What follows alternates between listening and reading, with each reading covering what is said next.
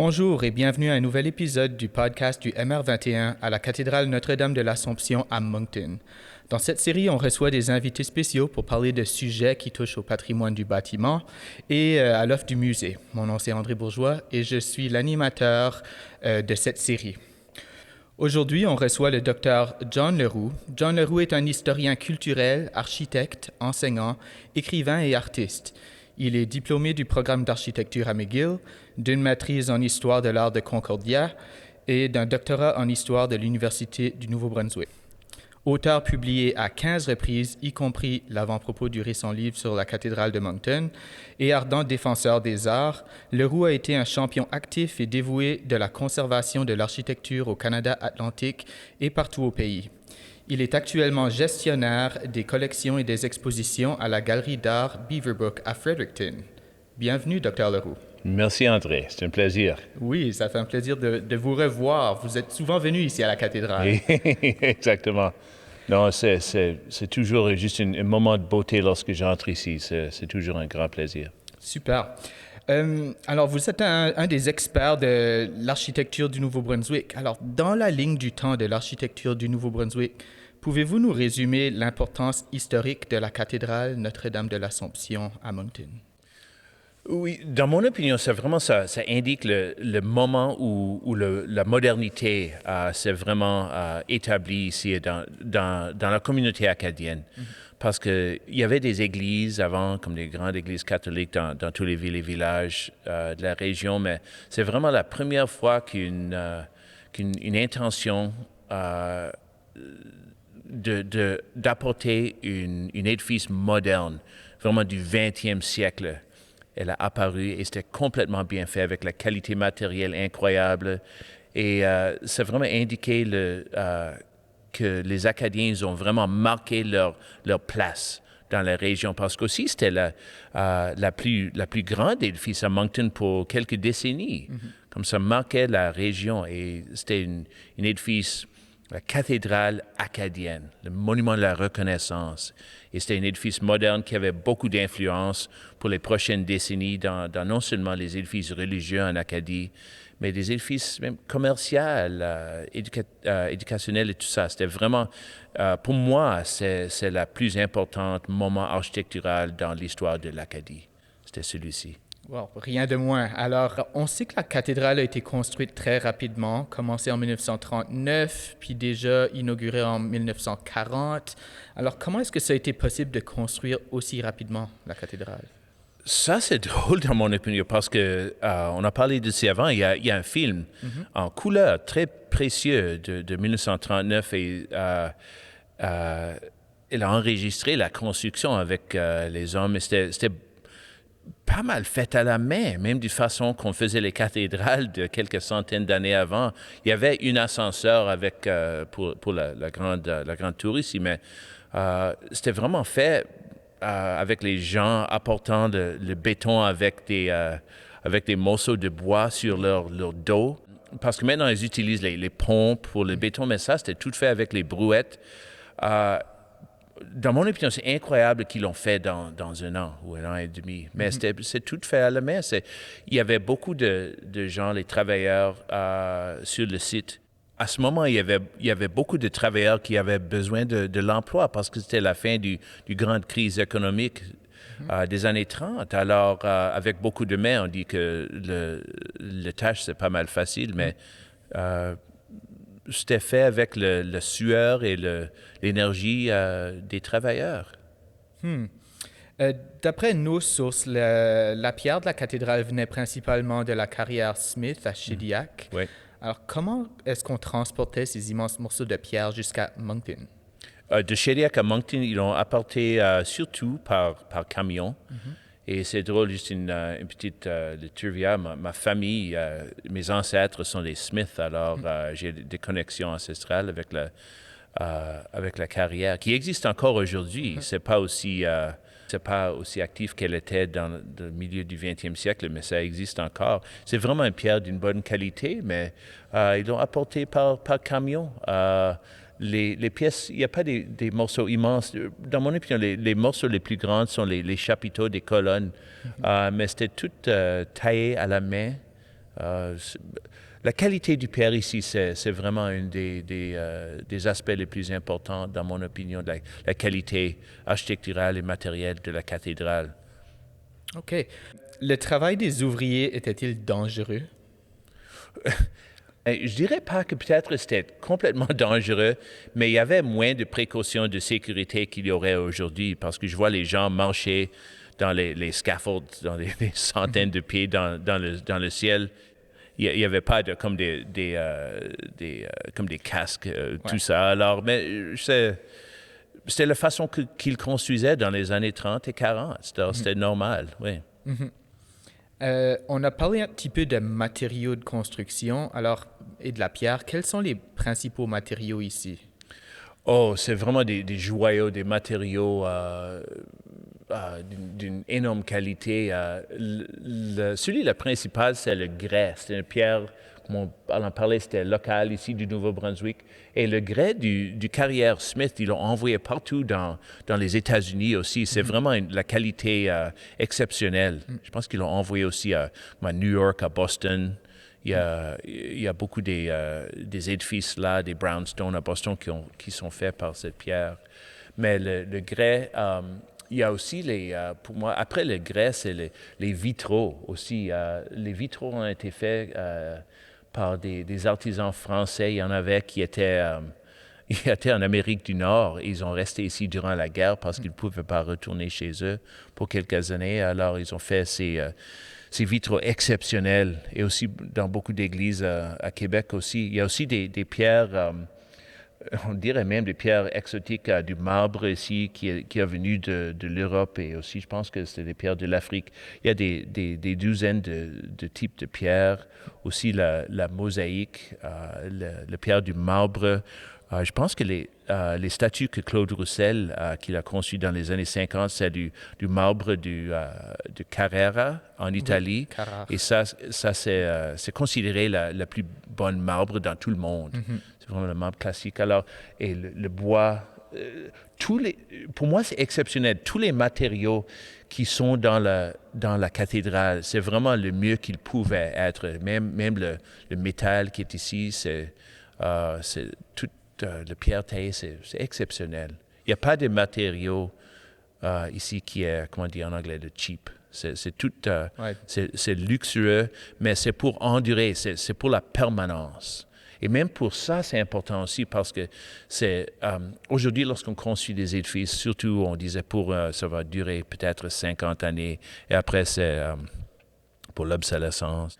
C'est une cathédrale, c'est vraiment de la même qualité des cathédrales médiévales de l'Europe. C'est exceptionnel. Passons à des questions sur l'architecture. Alors, vous avez déjà comparé notre cathédrale à un gratte-ciel de Manhattan et à l'Hagia Sophia à Istanbul, anciennement l'église la plus importante de l'Empire byzantin. Quelles sont les caractéristiques des différents styles architecturaux qu'on retrouve dans la cathédrale ici? Ça, c'est intéressant, parce que moi, il y a une grande différence entre l'intérieur de la cathédrale et l'extérieur. Et on ne trouve pas ça souvent dans les œuvres architecturales. Souvent, ils ont utilisé une type de, disons, une langue ou un style. Si c'est gothique à l'extérieur, et l'intérieur, ou moderne, la même chose. Mais ici, il y a vraiment deux styles. Et à l'intérieur, comme je dis, c'est byzantin, durant les années même avant le gothique. Et le Hagia Sophia à Istanbul, à la Turquie, c'est vraiment un des édifices les plus importants dans toute la civilisation humaine. C'est fait dans les années 1000. Mais le style byzantin, c'est surtout avec les dômes. Les murs sont très épais, et il n'y a pas beaucoup vraiment de fenêtres. Mais on voit ici, surtout en haut de l'altre, le dôme et les voûtes. C'est tout. Il y a toutes les petites. Disons, ça ressemble peut-être à des trous avec des vitraux, toute une série. Et ici, on regarde à l'intérieur du Hagia Sophia. Ça regarde presque la mer, mais un des plus importants édifices religieux du monde. Mais à l'extérieur, on dit le style Art déco qui était vraiment populaire dans le monde durant les années 20 et 30. Il est venu de la France, et aussi vraiment, lorsqu'on pense de l'édifice Empire State à New York. And if you compare that to the tower here of the cathedral, they're remarkably similar. The sense of verticality, these sort of recessing planes as they go up towards this point. It's geometrical, it's square, it's rectilinear, where the inside here there's a lot of curves and domes and sort of spherical forms. Outside it's all very straight and very sharp and very dramatic. And it's about really reaching to the sky in this sort of, this very technical lightning bolt going skyward. And I asked people to compare this to the Empire State Building, and they're remarkably similar. It was meant to speak to permanence, but also very much of their time. It said that they arrived, they didn't have to look to the past. It was looking towards the future. Et un espace qui est différent, et surtout avec celui-ci des gratte-ciels à New York, c'est que dans tous les quatre côtés du tour, il y a une énorme croix qui est un peu cachée, disons, dans la forme. Mais même surtout avec le style des anges, les formes humaines, les statues qui sont incorporées dans l'avant, c'est vraiment de style un peu minimal, d'un style art déco aussi. C'est surtout avec les angles, des rythmes géométriques. Et c'est une façon que, lorsqu'on compare l'intérieur et l'extérieur, il fonctionne. C'est pas mais comme je dis, on ne trouve pas ça souvent du tout, qu'il y a deux styles vraiment différents, mais ça marche. Pour moi, je trouve ça, c'est un des aspects les plus intéressants de l'édifice, que c'est vraiment quelque chose qui regarde dans le passé, mais un autre dans le futur. À l'intérieur, c'est plutôt les volumes, le style, c'est plutôt byzantin, mais il y a des détails. Si on regarde les bouches de ventilation ici, c'est vraiment les formes géométriques et répétitives du style art déco, et aussi les chapiteaux des colonnes sont complètement modernes. Et aussi, même avec, disons, l'aspect moderniste ici, il y en a quelques-uns qui ont des formes plutôt abstraites, géométriques, mais il y en a aussi avec qui montrent la technologie du temps, les avions, des trains. Il y en a aussi avec des fermiers, des homards, des aspects contemporains de la vie acadienne ici dans les années 30 et 40. Et aussi, il y en a des vitraux ici, il y en a qui sont pas mal réalistes, mais il y a les vitraux ici à côté qui sont faits avec un type de verre appelé dalle de verre. Et c'est vraiment des morceaux très épais du vitrail coloré. Et ça, c'est un style qui était utilisé durant les années 30 et 40. C'est un style de vitrail très moderne. Ça n'existait pas au début du 20e siècle. Vous avez à quelques reprises parlé du caractère moderne du bâtiment. Vous avez donné quelques exemples. Est-ce qu'il y a d'autres exemples dans le bâtiment qui représentent ce côté-là de la modernité dans l'architecture acadienne? Complètement. Dans mon opinion, les aspects décoratifs, comme il y a le grand édifice, la structure, mais dans les églises, comme je dis, il y a des vitraux, des statues, des petits éléments qui sont un peu plus... un peu moins volumineux, disons. Et même le choix d'avoir choisi un artiste, un sculpteur acadien, Claude Roussel, qui a fait les statues qui sont ici dans les murs d'à côté, encore d'un style moderne. Le choix de ne pas utiliser des artistes européens, français, ou même de Québec, ça, c'est un choix qui indiquait qu'on pouvait faire quelque chose avec d'importance et la permanence, tout fait ici par des Acadiens. Et même le choix d'utiliser lui avec les statues, dans mon opinion, c'est quelques-unes de ses œuvres les plus importantes, les plus beaux que Claude Roussel a jamais complétées. Les statues en marbre ici à côté. Et même avec les vitraux modernes. Et aussi, il y a un choix que je pense que toutes les figures dans les vitraux des dalles de verre, c'est toutes les femmes aussi. Et ça, c'est un choix pas mal moderne, un peu plus progressif, qui indiquait le temps. Et dans les deux grandes vitraux, les triptyques ici à côté dans les nefs, c'est toute l'histoire, non seulement religieuse, mais l'histoire acadienne. Et alors, il y avait un choix que ça pouvait être un exemple de l'instruction et d'apprendre l'histoire. C'était pas seulement pour la religion, c'était pour la société. Alors, ils étaient vraiment un peu avant-garde que l'exercice de construire une cathédrale, c'était non seulement pour la religion catholique, mais c'était pour toute la société acadienne. Vous avez parlé de comment le bâtiment a un mélange éclectique de choses modernes et plus traditionnelles. Quels sont des éléments qui représentent plus la tradition? Some of the more traditional aspects are the basic form of the church is very traditional. It's in a cross shape. The altar is in the front.